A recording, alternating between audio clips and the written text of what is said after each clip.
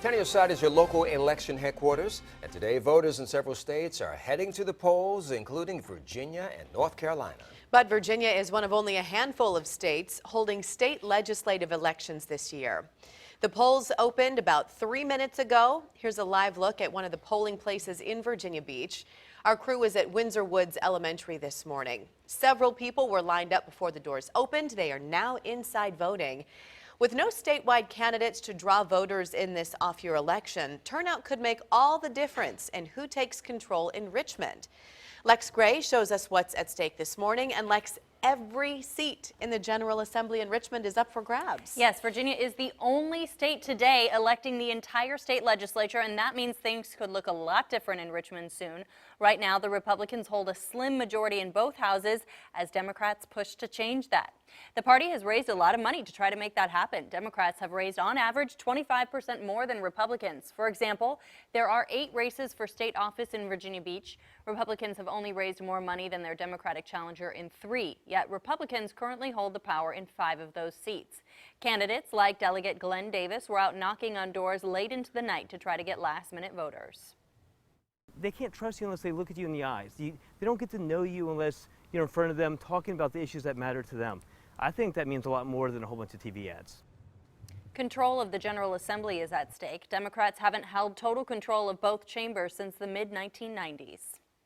One of the big Senate races today is the 8th district in Virginia Beach. Republican Senator Bill DeSteff is battling Democrat Missy Cotter Smazel to keep his seat.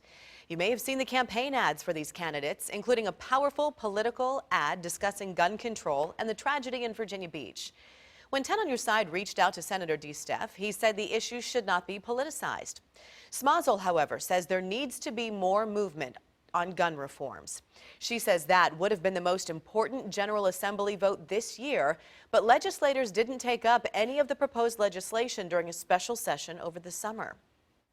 We're also following some House races in Virginia Beach today. Democrat Kelly Converse Fowler is working to keep her seat in the 21st District, which also covers some of Chesapeake. Shannon Cain is the Republican candidate running against her. Now, Fowler says flooding is the biggest issue in the district. Cain tells Tenny Side she wants to focus on getting results for education and flooding issues. In Virginia Beach's 84th District, Republican Glenn Davis is facing off against Democrat Karen Mallard. Davis is the incumbent and currently serves on the Education, Transportation, and General Laws committees in Richmond. In Portsmouth, 3 candidates are looking to fill a vacant seat in the 80th House District. Ryan Benton is running as an independent. He's the vice president of the Swimming Point Civic League.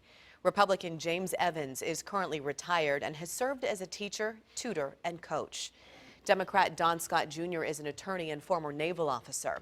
He's also the chair of the Portsmouth Economic Development Authority. To learn more about all of the candidates running in your district, head to WAVY.com and click on the candidate profiles at the top of the page.